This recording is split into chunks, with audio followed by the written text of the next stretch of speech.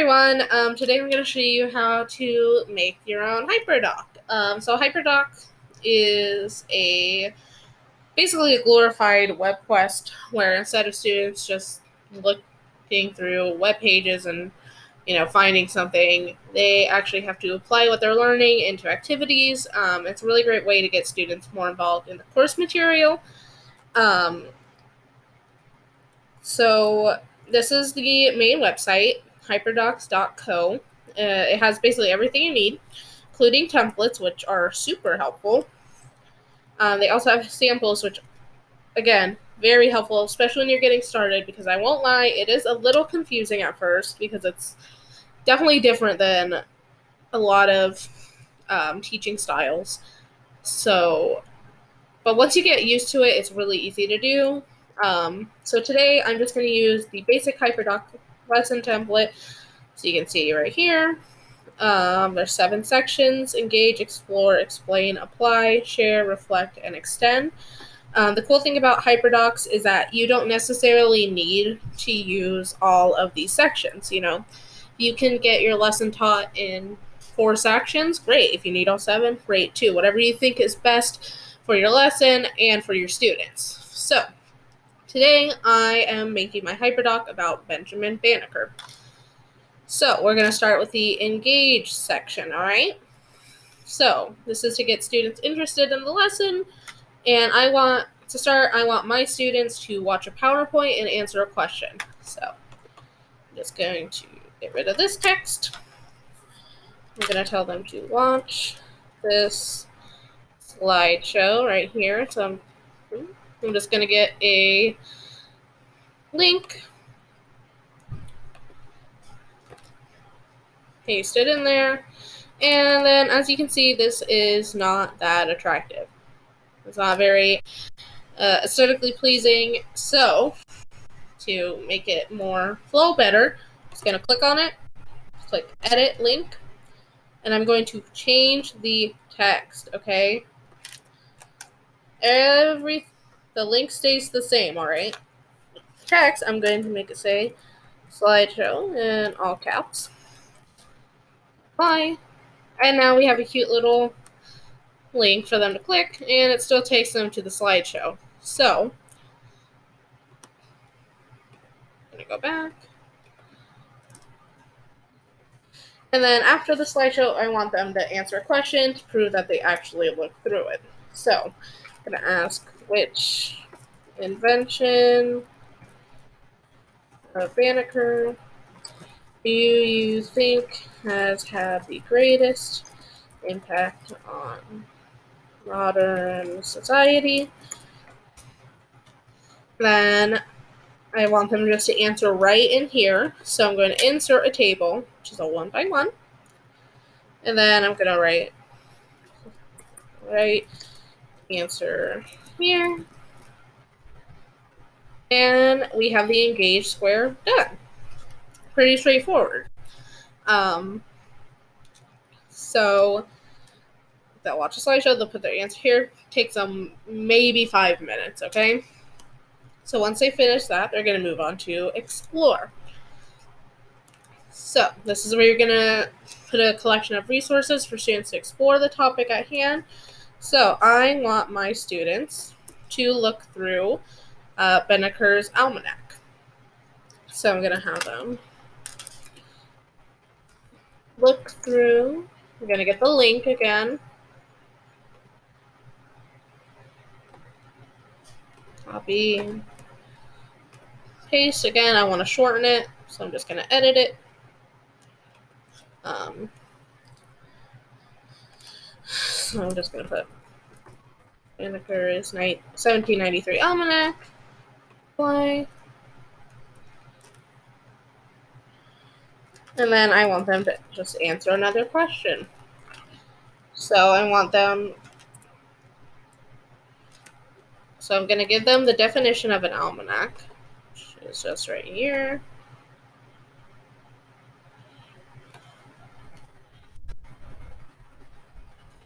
Given that the definition of an almanac is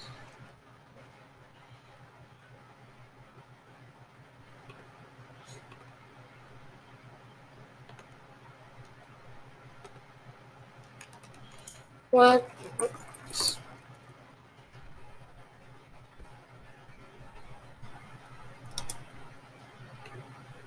I'm gonna just change that back to the regular font.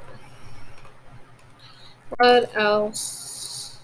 I don't want that anymore. What else can you write in almanac about? And then I'm just gonna put in another table and then put their answer.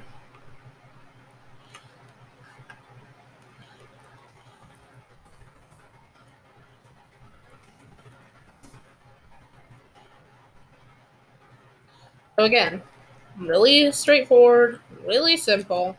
Takes about 5 minutes. All right. So they don't have to be these super involved tasks. As long as the student is learning something, it's good. All right. So next, we are going to go to explain. This is where you explain the lesson objective. So the basic lesson objective of this Hyperdoc is just to learn about Benjamin Banneker in general. And he was kind of all over the place in terms of what he did. So now we're moving on. Yeah, we have already covered his almanac. We've covered his other inventions. So now we're moving on to his land surveying, okay? So this is where we're going to get really into the heart of the assignment. So I want my students to look at the land survey he took of Washington, D.C., read a pamphlet about land surveying, and then use a website to get a random city, which will make sense in a minute. So I'm going to number these to make sure they do this in order. So look at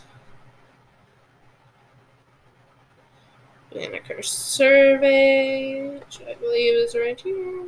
Yes.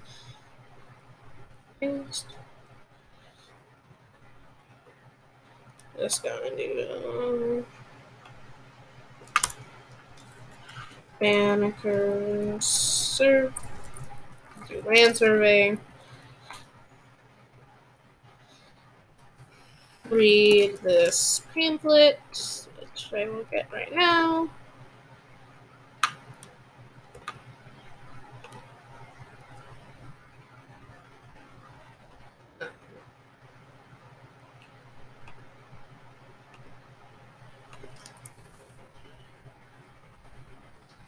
About land surveying. Then use MapCrunch, which is a cool website.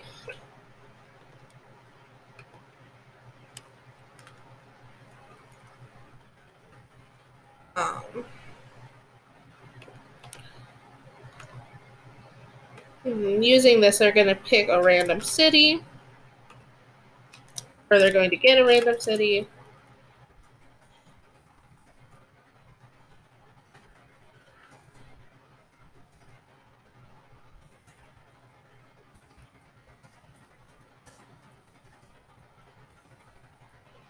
North America.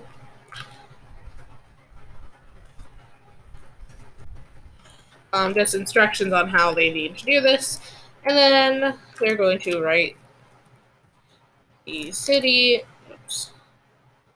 City they were randomly assigned in the box. And again, another table.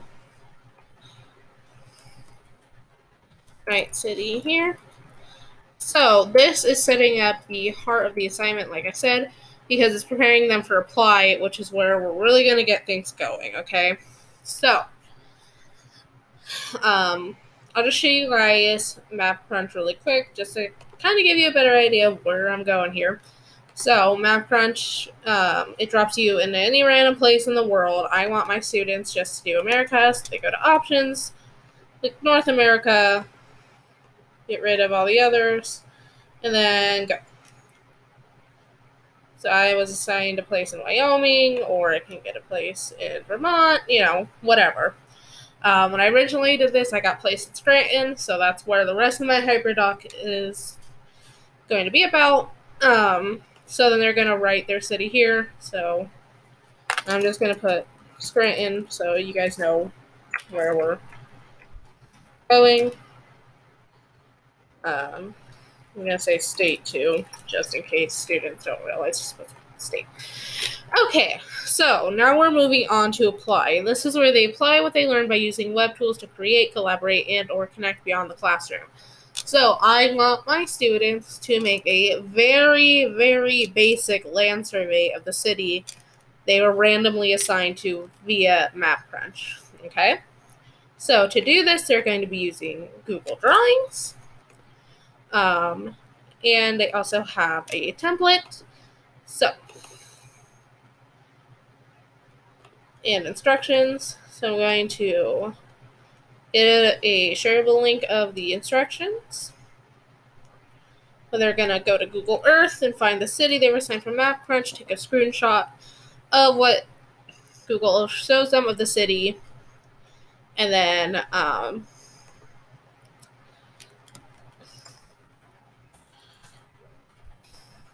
they're going to make a land survey based off of that, which I realize sounds really complicated and involved, but it is not. It's really easy. We're not going for excellency here. We're just going for a basic understanding of what Banneker did. So I have the instructions. I want them to look at my example. So look at example. So here's my example that I did at Scranton. As you can see, it's pretty straightforward, all right? I have my topography. We're not even going to get specific on that. We have the roads, we have the buildings, specific landmarks that were shown on Google Earth. And I thought it'd be fun to give students the chance to add their own landmarks that they think would be appropriate for the city. So since mine was in Scranton and that's where the office takes place, I added a pretend office museum. So this gives students a chance to even understand a city better, Maybe they get placed in the Redwood Forest. And they know Star Wars was built there. They could add a topography and dub it the tree where Leia got her hair braided. Whatever. So, getting the link.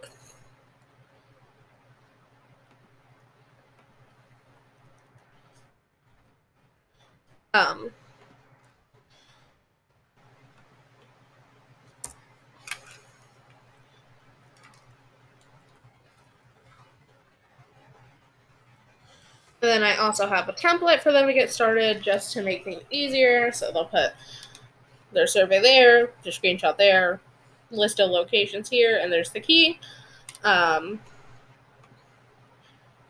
Basically giving them everything they need to do this. And again, I think seeing the example helps because they know,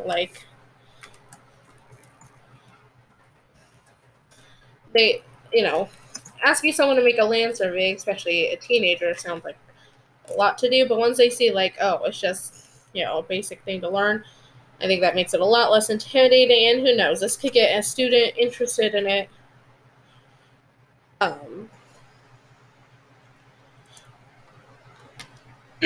Sorry. And you never know, this could be their career in the future. So,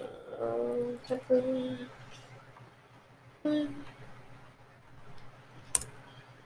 a template to create your own land survey. Okay, so once they have the land survey, we're going to move on to share. And this is where students share with other students or with you for feedback. So we're going to have them share with their students. So I'm going to say they have a group in my Google Classroom. So share your land survey with your Google Classroom group.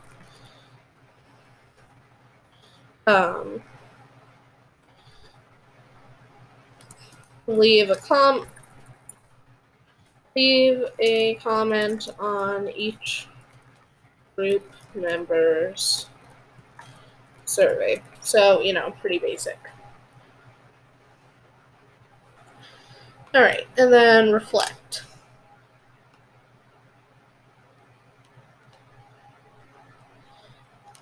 So to reflect, I'm going to give them 2 reflection questions. So the first one is going to be, how were your, first one's going to be, can you think of other ways to, oh, that's not good. Sorry, I didn't think this far ahead. How did your group members' land surveys differ from your own? How were they similar? Okay, then another table.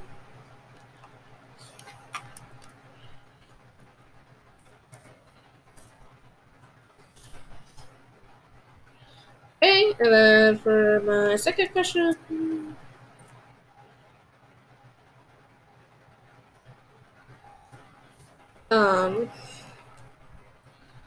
based on what you have learned about Banneker, what do you think he would be pursuing in science if he were alive today? So this question is to help get them prepared for the final project at the end of the semester, in which students will pick a scientist and create a website about them as if that scientist were still alive and working today. So this is going to help them critically think about, like, what would this scientist be doing today? So another thing about Banneker was that he was super into bees. So maybe today science-wise, he'd be working on ways to help bee conservation better, whatever. This gives the students a chance to really think about how to apply what they know to hypothetical situations, and will help them better prepare for their future project.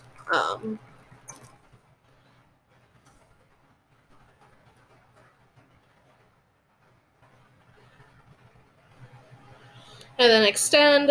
This is where you would just add anything else that you think is helpful for students to learn about the topics. I'm just going to add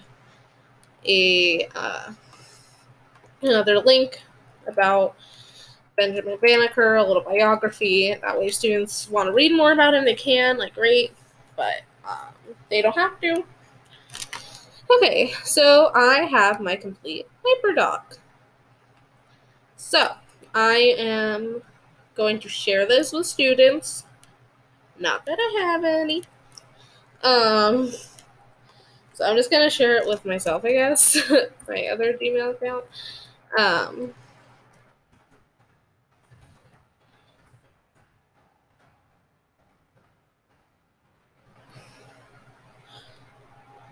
Or actually, I'm just gonna copy the link. Only people added can open with this link, and you're just gonna share it in your Google Classroom, which I don't have, but you guys know how to do that already. So, and just really make sure to explain to students not to write on the actual Hyperdoc, not the one you share with them, that they need to make a separate copy of the Hyperdoc and of the templates and the samples, but they'll figure that out. So yeah, that's your basic Hyperdoc. I could show you a couple of the other templates really quickly, just so you get a better or a more comprehensive idea of what Hyperdocs are. So one of my personal favorites is the Hero's Journey. So it gives you little time frames. So this one is a longer one, but again, you don't need to follow exactly what it's telling you. You can change it however you want. I did one of the hero's journey. Hyperdocs about uh, another scientist. I don't remember at the moment, but hopefully my drive will hurry up. But if not, anyways, it's really straightforward. And this whole thing will take students, this particular one, the Banneker one, will take students probably about an hour at most. Because the longest part is creating the actual land survey. But even that, once you get going, it's really straightforward. But